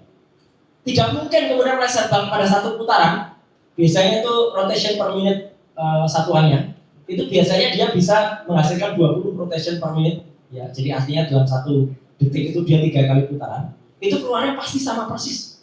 Kalau meleset dikit itu Tidak mungkin. Saya bisa pastikan itu tidak mungkin. Kecuali muncul batch pertama, kemudian setelah itu, wah ini ada error.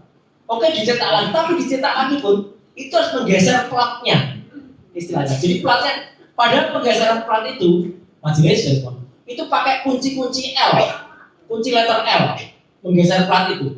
Itu tidak mungkin dilakukan kalau tidak ada kesalahan, dan sangat jarang sebuah ijazah kemudian dicetak karena biasanya sisa 100 lembar pertama, oke, ya, kemudian itu yang digunakan. Kan tidak mungkin misalnya wisudawannya ada 60, kan masih sisa 40-an. Begitu sisa 40-an, ya itu ambil itu aja yang blanko yang masih ada batch pertama.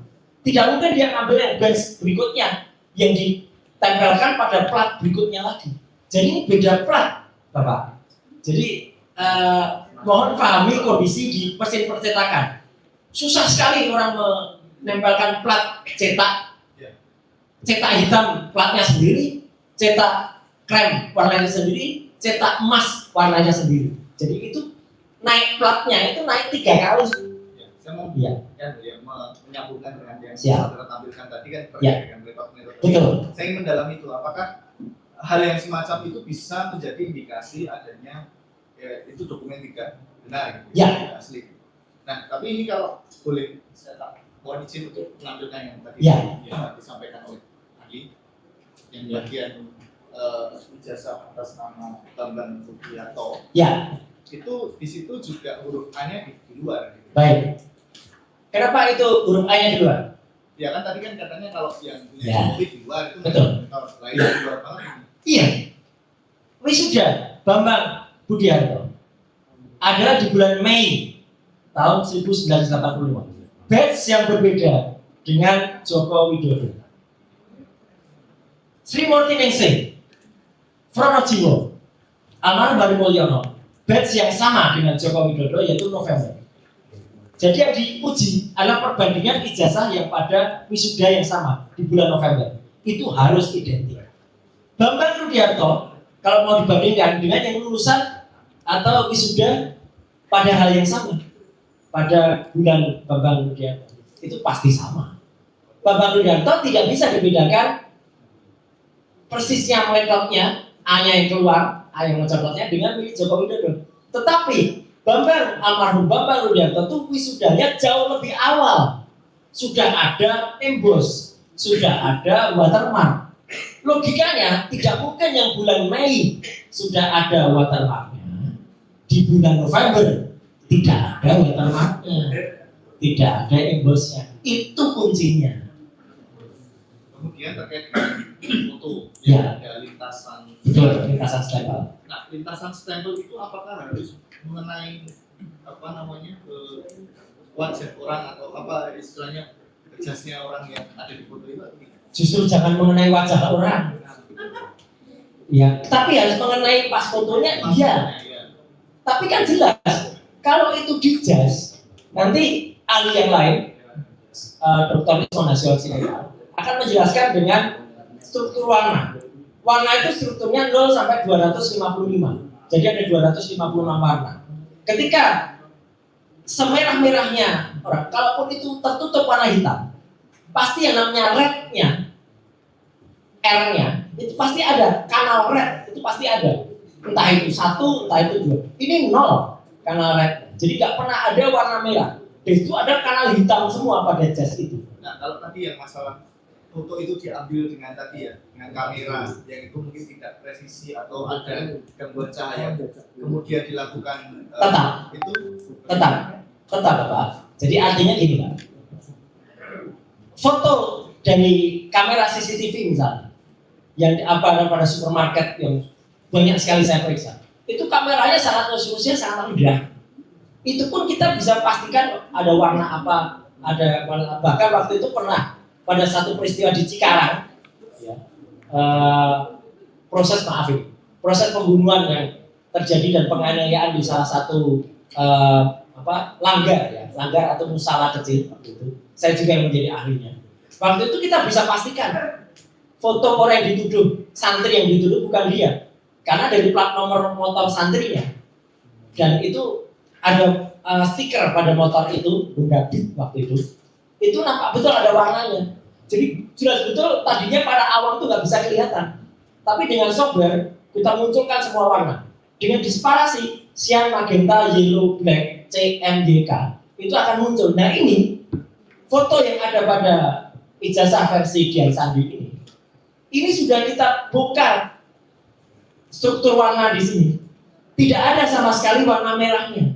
Artinya tidak ada lintasan warna merah pada jasnya. Clear betul. Itu ada dalam buku Jokowi Paper. Maaf, agak terlalu panjang dan terlalu detail untuk saya terangkan di sini. Tetapi artinya jelas